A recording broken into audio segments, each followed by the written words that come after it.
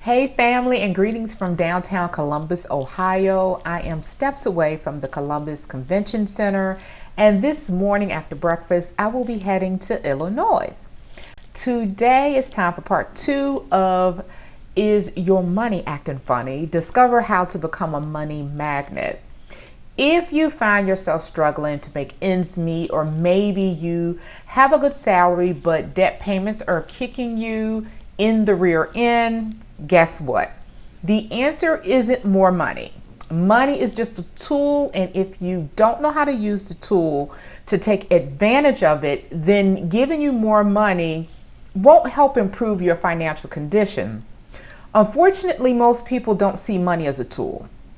Instead, they see money as a goal to achieve. Nope, no way. Money is the same as a crowbar, hammer, screwdriver, ladder, or measuring tape. It's just a tool to help you accomplish noble goals. Consequently, becoming a money magnet isn't about getting more money. It's about becoming the type of person who can attract and prudently command money. If you would like to become a money magnet, stick around for this week's Danielle Inspires. Before we dive into today's juicy content, be sure to subscribe to my channel, like this video, and smash that alert button so you are aware of new content as soon as it is released. I'm bringing you fresh topics week after week, and today is no exception. Your engagement with me on this channel means a lot to me, so thank you. On to today's topic. In part 1, or last week's episode, I provided you with 5 laws of currency. Law number 1 is to routinely document and update your vision statement. Law number 2, study and honor the unique characteristics of currency. Number 3, keep your money in circulation. Number 4, put your money to work for you. And number 5, be the master of money, not the servant. We covered laws 1 and 2 already. If you missed it, check out season 1, episode 29 of Danielle Inspires. In this episode, we'll cover laws 3 and 4, which means you need to come on back next week when we will wrap up this conversation with law number 5. Let's get started. Law number 3 is to keep your money in circulation. Money is very similar to water in the sense that it needs to stay in motion or it starts to stink. Living water is water in motion. Good money is money that is in motion. You don't want lazy money that's sitting around doing absolutely nothing. Take that money out of your sock drawer and put it in circulation. You need to have money constantly coming in and money constantly going out. You want inflows and outflows, keeping that cycle going. Moreover, you want your money and the rate of inflows to be greater than your amount and rate of outflows because you don't want to exhaust your supply. You heard people say you can't get blood from a turnip. Well, you can't give what you don't have. So your amount and rate of money in both directions matters. Focus on maximizing your inflows and using your outflows to free up your time and to attract more cash. Cash inflows can include but are not limited to the following: wages, salaries, tips, commission, revenue, rents, royalties, interest, dividends, and realized gains. When it comes to cash inflows, diversity is a blessing. You want to have different income streams so that when one or more stream dries up, you have others to rely on. Cash outflows can be just as beautiful and wondrous as inflows, and I don't necessarily preach minimizing your cash outflows, though I support people who preach budgeting. My philosophy is a bit different than those who preach budgeting and restricting your cash outflows. I prefer for people to have a spending plan instead of a budget. With a spending plan, you dictate where your money is going. You don't just blindly go with the flow and spend all willy-nilly.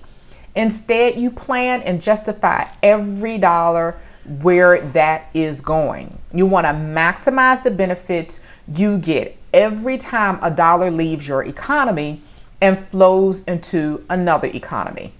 So each person has an economy.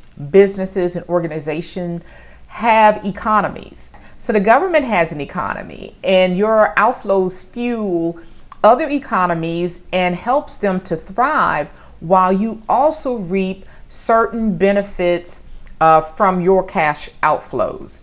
You want your outflows to go to reputable and reliable places that know how to maximize their inflows and create value for you in return. Outflows include, but not limited to, expenses, debt repayments, donations, savings, capital outlays, and investments.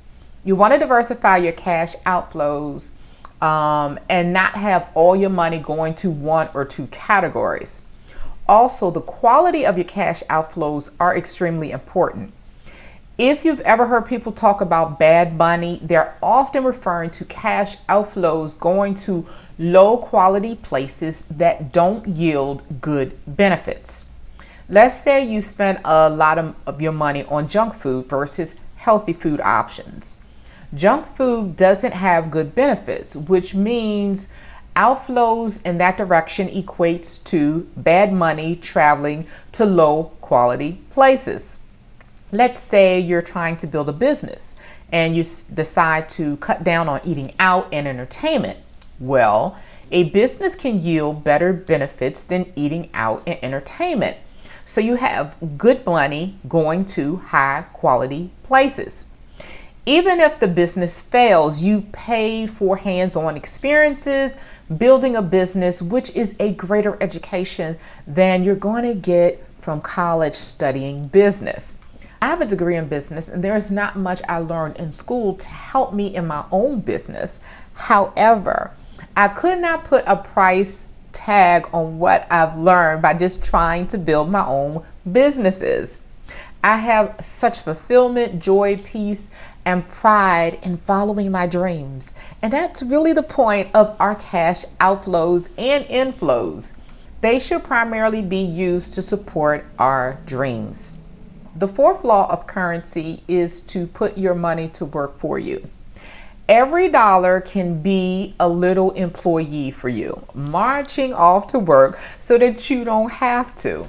Send your little dollars out every day to work and then evaluate how each one is earning money for you.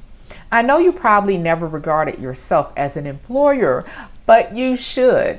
Whether you are investing $1 per day or $1,000 per month, each dollar has value and can create value for you.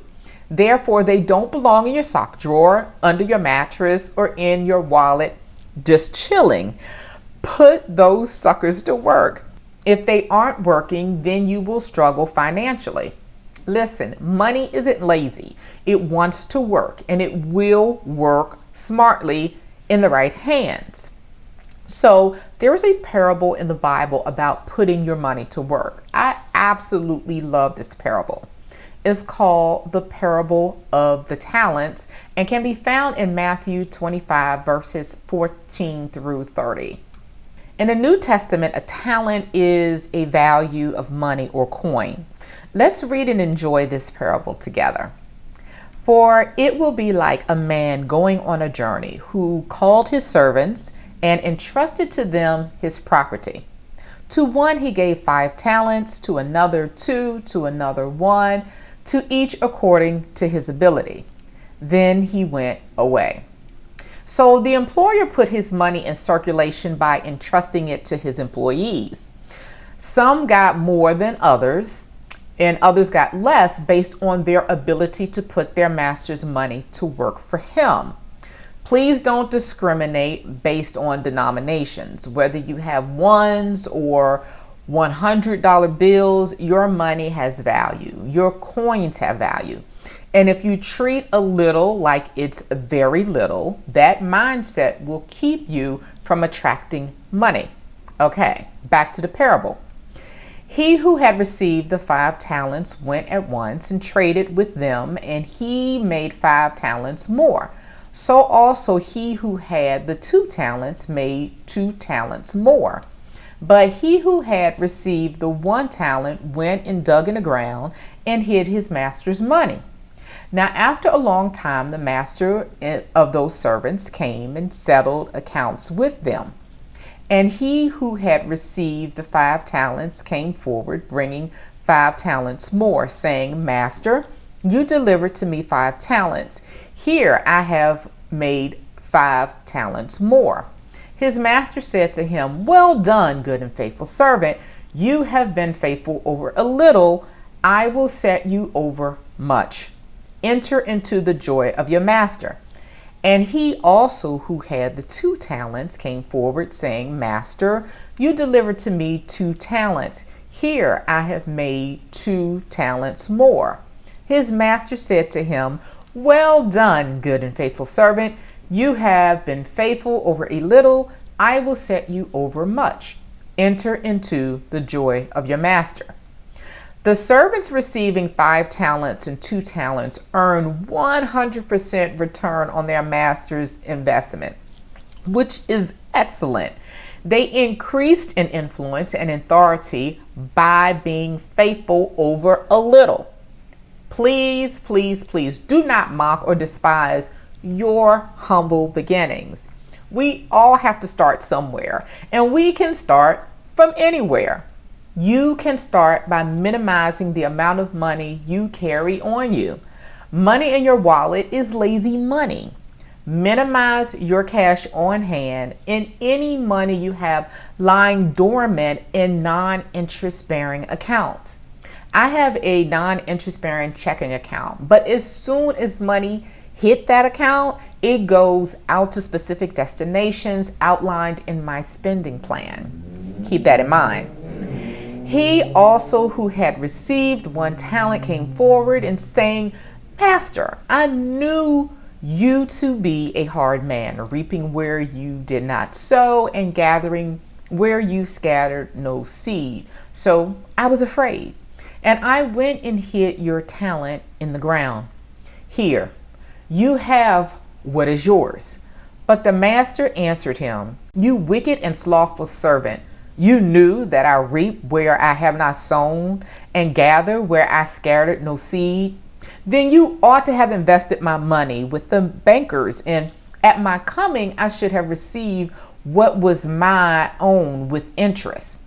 So take the talent from him and give it to him who has the 10 talents. For to everyone who has will more be given, and he will have an abundance. But from the one who has not, even what he has will be taken away.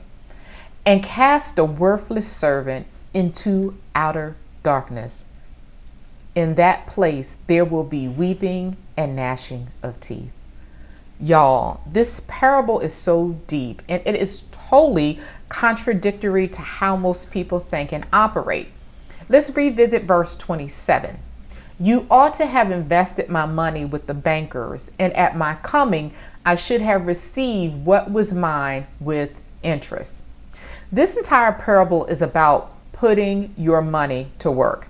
If you bury it in the ground like the slothful servant, then you are breaking the 4th law of currency, and there are dire consequences of recklessly breaking the laws of currency.